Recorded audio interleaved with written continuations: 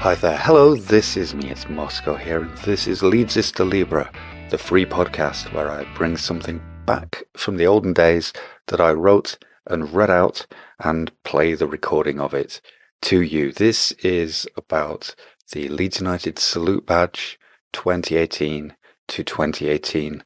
We barely knew it, except we still remember it very well. It was this week in 2018 that this was unveiled, and it was this week in 2018 that it was buried. And this is what I wrote about it at the time, including something that I think gets lost in a lot of the discussions about the 10,000 people who were or weren't consulted, which is that Angus Kinnear ran a very similar process when West Ham were changing their badge, and he was working at West Ham United, but with a slightly different outcome. And you can listen on to get all the details about that. If you want to listen to something else or read something else, Leedsista.com has my write-up of the draw at Everton, where I'm suggesting that Daniel Farke was justified in expecting his players to stay on the pitch and not let Tierno Barry score.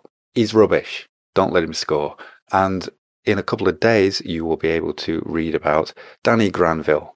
I'm sure you're excited to hear about his career. And since last week in the build-up to the Everton game, I wrote about Don Reevy's potential move to Everton in 1973, which Adam Pope of the BBC covered in a really, really very good documentary that you should go and give an hour of your time to listening to if you haven't already. There's also a write-up of it on the BBC website, and then there's clips of me wandering around on Blue Sky, looking very cold, because I was very cold, talking about why Don Revie might have thought moving to Everton was a good idea in 1973, which is what my article is about, that the reasons he had for going were some of the reasons that made Leeds United such a great team in the first place. Anyway, all those at Leedsista.com, where I have better logos than anything Andrea Radrizzani was trying to push on us back in 2018.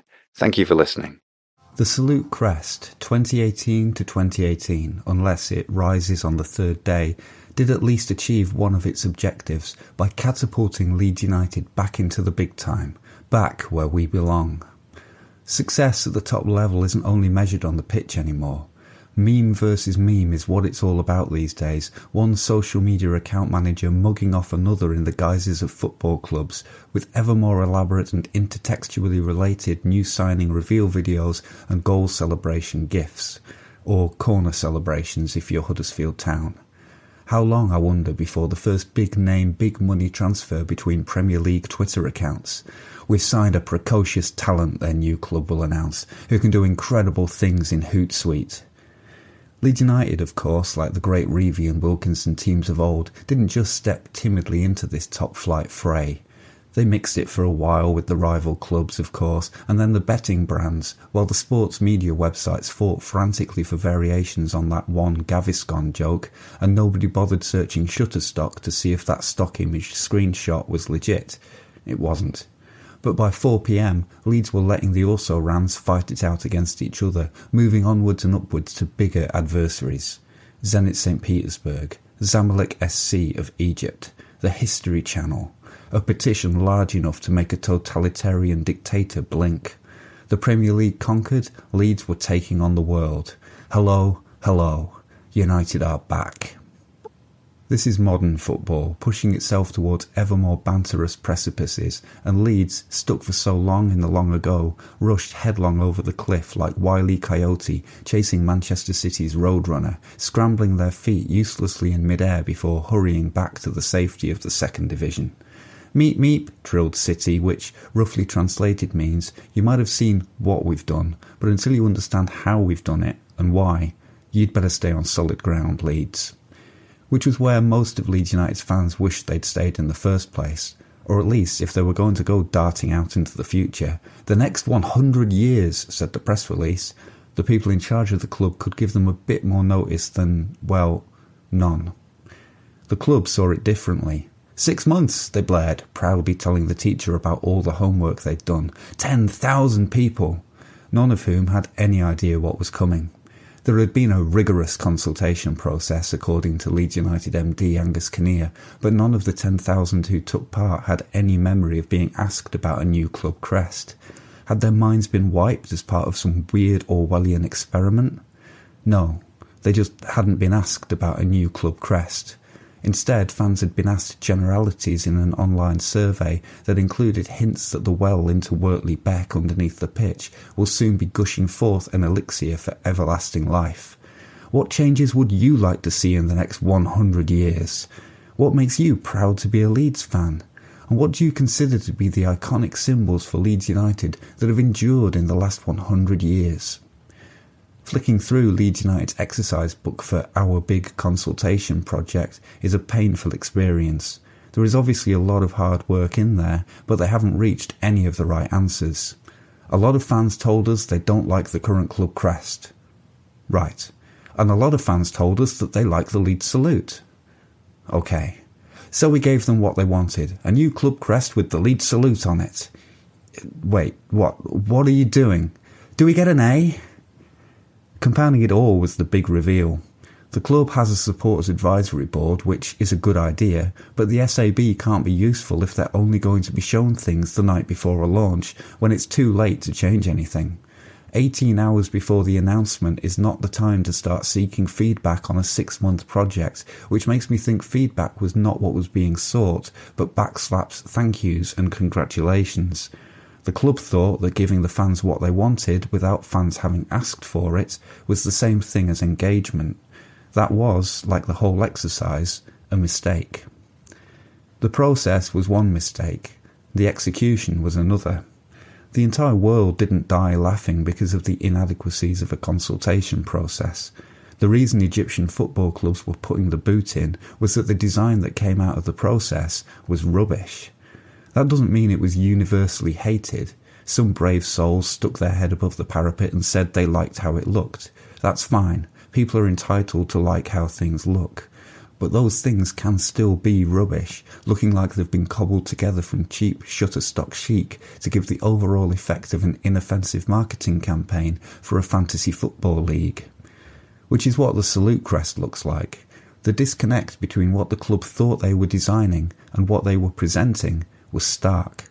This design was supposed to be unique, breaking from the past yet rooted in the fan culture that makes Leeds United special. Yet by removing every trace of previous crests, they removed any connection between this crest and Leeds United Football Club as we have known it, so that even the words Leeds United at the top of it couldn't distract from the colourless, as opposed to white, anonymity of the shirt motif below that looked like an empty template where kids could use felt tips to draw in their own shirt design. At least the smiley badge of the early 1970s, another daring tilt for the future, was bright yellow and blue, easily referring to the city's colours and the club's pre-Reevy kit. The blue on the salute crest was just shading on the shirt. The yellow looked ashamed to be there. The smiley badge has been referred to as one possible saving grace for this design. Shocking and non-traditional when it was introduced, it would surely, it was said this week, cause the same uproar if it was produced today, or if social media had been around back then. There are two crucial differences though. One, the smiley badge is brilliant. It is shocking and non-traditional, an audacious leap forward, but it's almost impossible to take the piss out of because it's so solid in its greatness. It was absolutely of its time, but it still looks fresh today in all its variations. Perhaps there was uproar when it came out, but quality roars louder, and the smiley wasn't just liked, it was and is loved. But the salute crest already looks years out of date, invites mockery, and hardly even fulfills its functions. Was that thing really going to be mounted on the East Stand and printed atop letterheads communicating transfer bids or messages of condolence? It even looked misplaced when mocked up onto a football shirt. Yet somehow the smiley worked in all those necessary contexts and everywhere else it was required. It was fun, but abstract enough to be serious. It was brilliant work. Secondly, the smiley badge wasn't being launched this week, and this one was, so the context of social media only had to affect the design of the new one. Yes, it's not ideal that every new piece of design for absolutely anything instantly becomes a meme and or pornography and derided for bants. But that's 2018's context, and a game Leeds were willing to play with slick social media friendly videos and graphics at launch. These days, any new design unveiled like this goes through a baptism of social media fire, and part of the responsibility of the design is for it to come out the other side charred but intact, not burned to ashes. The smiley didn't have to account for that, and didn't. The salute crest did have to account for that, and didn't. An all-new badge isn't itself impossible.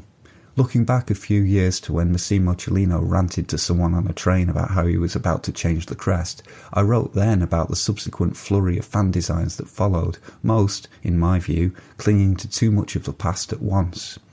Brilliant as it is, the need to cram a smiley badge inside every proposed new badge drives me crazy.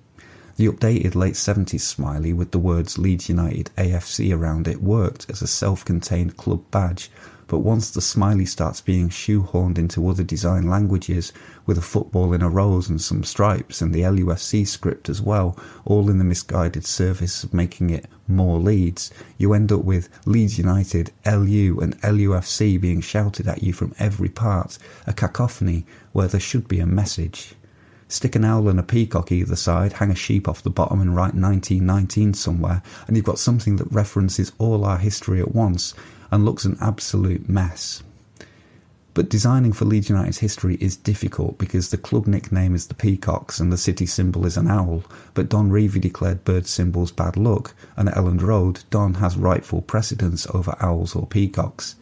As a city, Leeds doesn't have another really recognisable symbol.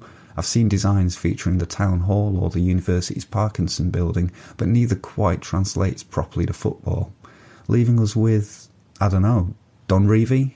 Even then, somebody would be bound to prefer Billy Bremner, and soon there would be proposals featuring both, and then it's only a matter of time before a peacock is sneaking back in with a smiley badge in its teeth and an owl on its back.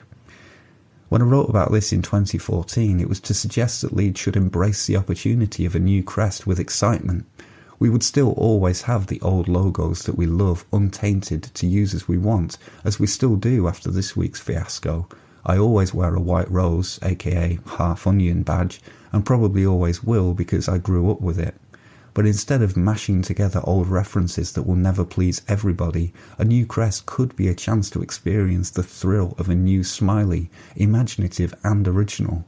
And I guess that the salute crest was meant to live up to what I was so optimistic about. So now I guess I should have added a proviso, that it shouldn't be shit. Since I wrote that article, Juventus have shown how a modern rebrand can be done, with a simple, bold and surprising badge that, comprising a stylised J and suggesting stripes and a shield shape, is the nearest heir to the L&U smiley. Manchester City have gone the other way, disproving my idea that to please everybody you need to leave past elements in the past and go all new, by sensitively combining the best references from their most popular crests into a coherent, well-drawn, modern badge. That it also dictates the design language of the City Group clubs in New York and Melbourne ought to be of interest to our pals at Aspire Academy. Leeds United, coming after these two precedents of good practice, have done neither, and it's odd that Angus Kinnear should have failed to guide Leeds United through this after bringing the modern Arsenal crest into being. The fans grew to love it, he told Radio Leeds, and overseeing the radical overhaul of West Ham United's badge at the same time as the trauma of upping roots from the Boleyn ground. On that occasion, the design was unveiled following detailed consultation with about 10,000 fans that revealed that 77% were in favour of the badge being updated and 98% believed the crossed hammers represented the most important part of the crest. Which sounds very familiar, except that West Ham's unveiling included several options and an opportunity to vote and give feedback that was incorporated into the final crest. The design work was done by an agency run by West Ham fans. Despite being called WTF Creative, they're not guilty of the Leeds badge, and by the end of the process most fans were satisfied with the result. Given the similarities of the consultation language, it's hard to understand why Kinnear wasn't able to repeat this fairly sensible process at Leeds, who instead produced the salute crest from thin air and told us it was what we wanted. It's clear from Kinnear that Leeds have several specific corporate aims for the new club crest, and perhaps protecting those led him and the club away from the West Ham style of consultation. On Radio Leeds he warned several times of the perils of designing by committee. There's certainly one clash. Most fan designs include the White Yorkshire Rose, but the club seem determined to move away from that, wanting to be seen as Leeds and not Yorkshire, and implying there are problems with trademarks and in other clubs using it. Perhaps they think that will cause confusion overseas, and listening to Kinnear, that seems to be another requirement to be internationally appealing. The inclusion of the words Leeds United rather than initials or an abstract logo are another of the club's musts to presumably the same ends. None of which is completely unreasonable. Full club name, no rose, international appeal. Every design brief has constraints, and those could be overcome or compromises found while still coming up with something that won't leave long-standing Leeds fans in despair. The risks of committee design are real. Social media is full now of fans' designs being answered with, "That's great, but could you put a peacock inside the owl's eyeball?" But the benefits of sharing works in progress with the fans should be obvious. The club can ensure the design meets its requirements, and the fans can stop the designs from hurtling like a runaway train away from our traditions. The mechanism of the extended consultation process will be revealed by the club next week, and now that the club are committed to working with you to create an identity we can all be proud of, the question is, what are we going to get? Apart from doubts about the typeface, the part of the salute crest that few seem to mind were the bold words Leeds United in the top half, and perhaps that's the starting point. Maybe even the end point, just write the name. If we can't have the Yorkshire Rose, maybe free the ball from inside it and have that somewhere, but then stop. Nobody will fail to recognise that. No clip art will have become involved, nobody will have shoved a smiley badge up a peacock's arse, and nobody can argue that the words Leeds United don't accurately represent what we want this club to be. After this week, it's going to be hard to look at any new crest design with pleasure, and hard to look at anyone doing the Leeds salute without thinking of this week. But the one thing that has stood unbowed since 1919, endured in the last 100 years as the survey put it, uniting the team and fans, respected at home and abroad, is the name. We all hate the new badge, but we all love Leeds United. So there's your starting point, Angus and Andrea, and here's your second chance. Let us know how you get on, this time, before you think you've finished.